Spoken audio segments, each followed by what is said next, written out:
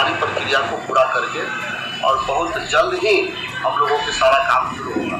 इसलिए जो मन में शंकाएं हैं हम लोगों के अंदर कि सरकार कहीं डिले करेगी या सरकार कहीं इसको खींचकर लंबी अवधि तक ले जाना चाहती है, हमें नहीं लगता है। जैसा कि आज मुनि जी ने बात किया, जाकर वहाँ बात के अंदर से जो बातें आई हैं उसके आधार पर हम सिर्फ इतना ही कहेंगे कि बहुत जल्द ही आप लोगों के सामने सारी प्रक्रिया आएगी। बस इतना ही आप लोग समझिए।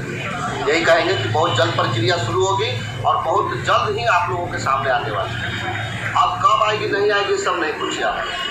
काउंटर जहाँ से आप शिकायत निवारण केंद्र लगाएंगे, जहाँ से आप अगर कोई भी ऐसा मतलब भ्रष्टाचार का कोई भी आप लोग को बात मालूम होती है तो आप लोग उससे तुरंत शिकायत करेंगे और त्वरित कार्रवाई उस पर की जाएगी। और एक चीज़ और भी था, क्या बोलते हैं, कम मेरिट वाले अभ्यर्थी पे भी हम लोगों ने बात किया था कि सर कम मेरिट वाले अभ्यर्थी जो हैं उनका भी नियोजन हो सके, तो इस पर क्या स्टेप था रंजीत सर का?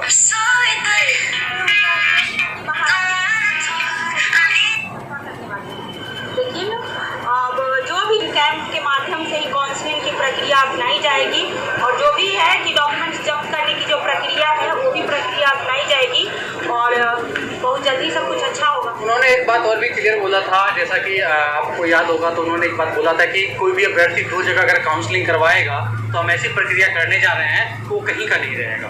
क्या ये बात किस लिए बोल रहे थे? हाँ, उनका ये कहना था। मैं उनसे एक सवाल की इस पर कि सर एक ही अभ्यर्थी बहुत सारी जगह अप्लाई किए हैं तो वो कहाँ काउंसलिंग कराएंगे कि उनका मेरिट में आएगा। तो इसी पे वो बात अपना एक्सप्लेन दिए कि हम ऐसी प्रक्रिया को अपनाने जा रहे हैं कि अगर एक अभ्यर्थी अगर मतलब मेरिट में आने के बाद दूसरी जगह भी काउंसलिंग कराता है तो वहाँ उसका जो है पूरी तरह से उसकी आवेदन जो है उसको निरस्त कर दिया जाएगा। उसको हो सकता है कि इस बहाली से वंचित भी कर दिया जाए। जो है उसको निरस्त कर दिया जाएगा। उसको हो सकता है कि इस बहाली से वंचित भी कर दिया जाए। उन्होंने स्पष्ट बोला है कि देखो जो भी कई लोग डुप्लीकेट सर्टिफिकेट बना के चाहेंगे कि हम 2 बार आवेदन कर दें और 2 जगह काउंसलिंग करवा लें, तो उनके लिए बोले हैं कि जो है हम अभ्यर्थी जो भी काउंसलिंग करवा लेगा उसको हम शो कर देंगे कि इसका काउंसलिंग यहाँ पे हो गया है और उसके बाद जहाँ सेकेंड जगह वो काउंसलिंग करवाएगा तो दोनों जगह का काउंसलिंग उसका रद्द हो जाएगा। ऐसा उन्होंने बोला है और आप लोग जो भी सुन रहे हैं, जो भी सवाल हो आप लोग करें। और मैं यही चाहूँगा, केस के मुद्दे पे भी हम लोग बात किए थे रंजीत सर से, उनका क्या स्टैंड था केस के मुद्दे पे? देखिए, केस के मुद्दे पर उनका यही स्टैंड है कि हम भी चाह रहे हैं कि बहुत जल्द बहाली की प्रक्रिया को संपन्न कर दें। और यहाँ एक बात और वो बहुत अच्छा बोले कि हम लगे हुए हैं, हम लोग अपने स्तर से जो भी है किए हैं कि एक ही चीफ जस्टिस के बेंच से एक ऑर्डर आएगा कि आप बहाली की प्रक्रिया को पूर्ण कीजिए। और अगर चीफ जस्टिस के बेंच में कोई केस जाती है तो मुझे नहीं लगता है कि अब उस केस से इस बहाली पे कोई असर पड़ने वाली है। जितने भी जो बेकार का केस करके जो बैठे हुए हैं और वो चाह रहे हैं कि हम किसी न किसी तरह से इस बहाली पे स्टे लगा दें, तो ये वो लोग कान खोल करके सुन लें कि अब इस बहाली पे कोई असर नहीं पड़ने वाला है। आप लोग हर खा करके बैठ जाइए और अभ्यर्थियों का शोषण करना बंद कीजिए। और जो पैसे बेवजह का पैसे जो कलेक्ट कर रहे हैं आप लोग, बेवजह का जो आप लोग 94,000 अभ्यर्थियों को परेशान कर रहे हैं वो परेशान करना बंद कीजिए।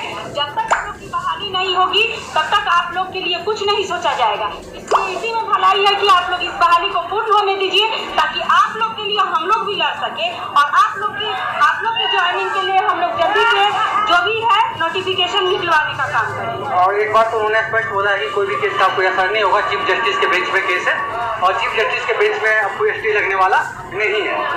बाकी मैं राजेंद्र सर से जानना चाहूँगा सर, ये तो तमाम कंक्लूजन रहा आज का अपडेट का और कुछ सारे बातें हैं जो बोला गया है रंजीत सर के माध्यम से कि आप उस बातों को क्लियर ना करें, लेकिन फिर भी आप अभ्यर्थियों को क्या करना चाहेंगे, जो भी अभ्यर्थी हम लोगों को सुनते हैं या देखते हैं? देखिए, मुख्य रूप से मैं 2-3 बातों पर विशेष रूप से जोर देकर कहना चाह रहा हूँ। सबसे पहली बात है कि जो स्टे की बात है तो स्टे अब नहीं होगा, क्योंकि इसका कारण क्या है कि सरकार के द्वारा एक पॉइंट पर मुख्य न्यायाधीश के द्वारा ये पूरा 100% यकीन करवा लिया गया है। जो भी अगर बहाली से संबंधित कोई भी केस होगा तो मुख्य न्यायाधीश के बेंच में ही होगा और उसकी सुनवाई मुख्य न्यायाधीश करेंगे। इसलिए स्टे की बात अगर कोई सोच रहे हैं भविष्य में तो स्टे नहीं हो। बिल्कुल, एक तरह का जो मानसिक शोषण होता रहता है बार बार व्हाट्सएप ग्रुप पे, इस तरह का आप लोग अब अभ्यर्थी परेशान ना हो। और सर लास्टली बस यही पूछना चाहूँगा कि क्या लगता है आपको, अब हम लोग स्कूल चले जाएंगे, आपका अनुभव क्या कहता है? बिल्कुल बिल्कुल हमें लग रहा है, क्योंकि अभी हम लोग बहुत दिनों के बाद सचिवालय में आए हैं और सचिवालय में बहुत चीज़ों से हम लोगों ने बातचीत भी किया और बातचीत से जो समझ में आ रहा है उसमें यही लग रहा है कि सरकार भी इसमें सजग है। अब सरकार बहाना नहीं कर रही है, सरकार अब चाह रही है कि हम जल्द से जल्द प्रक्रिया को पूर्ण करें और यहाँ के पदाधिकारी भी काफ़ी तत्पर हैं और बहुत चीज़ अच्छा हम लोगों को बहुत जल्द जो है बहुत चीज़ सुनने को मिलेगा। और हमें लगता है कि इस पर किसी तरह की शंका करने की या किसी तरह के संदेह करने की आवश्यकता नहीं है। केवल आप लोग धैर्य बना करके रखें, सब कुछ अच्छा होगा और हमें लगता है कि बहुत जल्द हम लोग स्कूल में रहेंगे और बहुत जल्द ही हम लोगों के सारा काम शुरू होगा। इसलिए जो मन में शंकाएं हैं हम लोगों के अंदर कि सरकार कहीं डिले करेगी या सरकार कहीं इसको खींचकर लंबी अवधि तक ले जाना चाहती है, हमें नहीं लगता है। जैसे कि आज मुन्नी जी ने बात किया, सौरभ जी ने जाकर वहाँ बात किया, अंदर से जो बातें आई हैं उसके आधार पर हम सिर्फ इतना ही कहेंगे कि बहुत जल्द ही आप लोगों के सामने सारी प्रक्रिया आएगी। बस इतना ही आप लोग समझ लीजिए, यही कहेंगे कि बहुत जल्द प्रक्रिया शुरू होगी और बहुत जल्द ही आप लोगों के सामने आने वाली है। अब कब आएगी नहीं आएगी सब नहीं पूछिए आप लोग, बस यही हम लोग तो किसी तरह से अंदर गए जैसे तैसे अपना पैरवी करके, लेकिन सीटेड दिसंबर को नहीं दिया था। ये अफवाह से बच्चे सीटेड दिसंबर वाले लाख प्रयास कर रहे हैं लेकिन कुछ होने वाला नहीं है।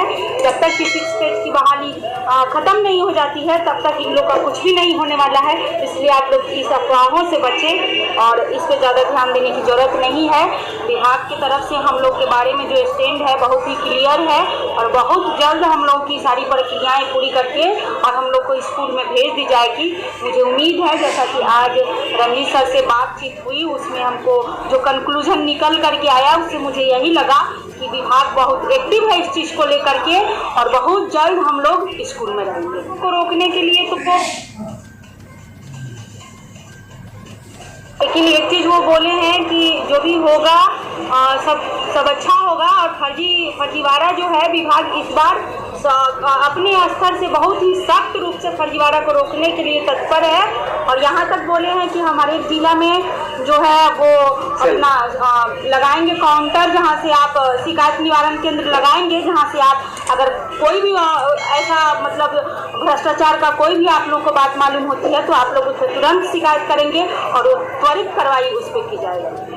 और एक चीज़ और भी था, क्या बोलते हैं, कम मेरिट वाले अभ्यर्थी पे भी हम लोगों ने बात किया था कि सर कम मेरिट वाले अभ्यर्थी जो हैं उनका भी नियोजन हो सके, तो इस पर क्या स्टैंड था रंजीत वाले हैं। लेकिन अब जो भी कैंप के माध्यम से ही काउंसलिंग की प्रक्रिया अपनाई जाएगी और जो भी है कि डॉक्यूमेंट्स जब्त करने की जो प्रक्रिया है वो भी प्रक्रिया अपनाई जाएगी और बहुत जल्दी सब कुछ अच्छा होगा। उन्होंने एक बात और भी क्लियर बोला था, जैसा कि आपको याद होगा तो उन्होंने एक बात बोला था कि कोई भी अभ्यर्थी 2 जगह अगर काउंसलिंग करवाएगा तो हम ऐसी प्रक्रिया करने जा रहे हैं वो कहीं का नहीं रहेगा।